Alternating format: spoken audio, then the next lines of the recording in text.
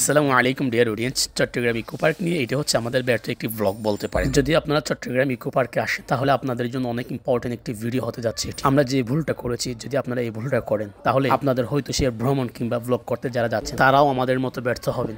So আজকের এই ভিডিওটি অনেক ইম্পর্টেন্ট। আমি যত ব্লগ করছি তার মধ্যে একটি ব্যর্থ ব্লগ হচ্ছে এটি। গরমের মধ্যে পাহাড়ের উপর রাস্তা দিয়ে প্রায় 2 ঘন্টা হেঁটে গিয়ে আমরা ইকো পার্কের যে ঝর্ণাগুলো দেখার জন্য গিয়েছিলাম সেগুলো না দেখে আমরা শেষ পর্যন্ত ইকো পার্ক থেকে চলে আসতে হয়েছে। ডিয়ার অডিয়েন্স, এই জামাকে এখন যে জায়গায় আপনারা দেখতে পাচ্ছেন, ডিয়ার অডিয়েন্স, এই জামাকে এখন আপনারা যে জায়গায় দেখতে পাচ্ছেন এটার অনেক আগে, অর্থাৎ যেটা আমরা অতিক্রম করে চলে আসছি, সেখানে ইকো পার্কের ঝর্ণা ছিল, কিন্তু আমাদের জানা ছিল যদিও 2টা ঝর্ণা ছিল, 2টাই আমরা অতিক্রম করে চলে আসছি সরাসরি ইকো পার্কের নিচে, অর্থাৎ মেইন গেটে। কিন্তু ঝর্ণা যে এখানে ছিল বা আমরা অতিক্রম করে চলে যাচ্ছি আমাদের আগে জানা ছিল না, যার কারণে আমরা আমাদের যে উদ্দেশ্য ছিল ঝর্ণা দেখা সেটা আমরা দেখতে পারি না, যেটার জন্য আমরা প্রায় 2 ঘন্টা যাবত হাঁটছিলাম পাহাড়ের রাস্তার উপর দিয়ে। অনেক কষ্ট করে একটি জার্নি ছিল, অনেক কষ্ট হয়েছে, তারপরেও আমরা সেই ঝর্ণাগুলো দেখতে পারি না কারণ আমরা অতিক্রম করে চলে আসছি।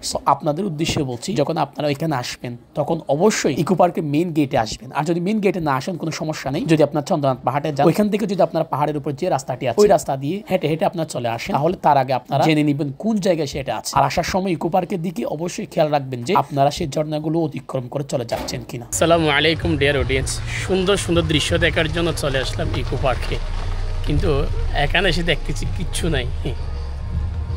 ইকো পার্কে যে অনেকে অনেক কিছু দেখায়, এগুলো কোথায় কি আমরা চিনতে পারতেছি না সেগুলো, বাকিটা তো জানি না।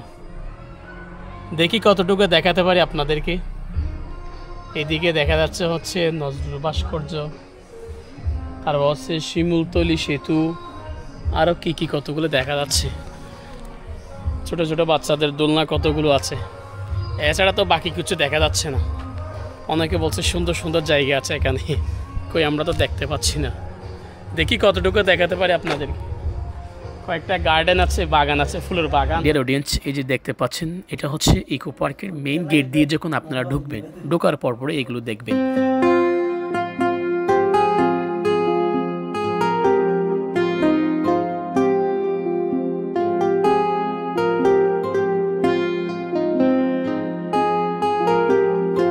ডিয়ার অডিয়েন্স, কিছুক্ষণ আগে আমি যে বলছিলাম ইকো পার্কে সুন্দর সুন্দর দৃশ্য দেখার জন্য আসছিলাম, বাট এখানে কিছুই দেখা যাচ্ছে না কয়েকটা জিনিস ছাড়া। ওগুলো আসলে আমার ভুল ধারণা ছিল, আমাদের ব্যর্থতা ছিল। এখানে এই না যে কিছুই নাই, অবশ্যই এখানে অনেক সুন্দর সুন্দর দৃশ্য দেখা যায়, যেমন ঝর্ণা আছে, বাচ্চাদের দোলনা আছে, গার্ডেন আছে, অনেক কিছু আছে, কিন্তু সবচেয়ে সুন্দর যেটা সেটা হচ্ছে ঝর্ণা, যেটা আমরা দেখতে পারি না আমাদের ভুলের কারণ। এই জন্য আমি বলছিলাম এখানে কিছুই দেখা যাচ্ছে না। মানুষে অনেক কিছু দেখায় ইকো পার্কে, কই এগুলো এখানে কিছুই না। সেগুলো হচ্ছে আমার ভুল কথা, ভুল ধারণা। সো আপনাদেরকে সতর্ক করার জন্য আমি আজকের ভিডিওটা মেক করছি। আশা করছি আপনারা যখন ইকো পার্কে আসবেন তখন অবশ্যই সে সম্পর্কে জেনে আসবেন। তো আজকের ব্যর্থ ব্লগ এতটুকুই। সবাই ভালো থাকবেন, সুস্থ থাকবেন, দেখা হচ্ছে পরের কোনো ভিডিওতে। আসসালামু আলাইকুম ওয়া রাহমাতুল্লাহি ওয়া বারাকাতুহু।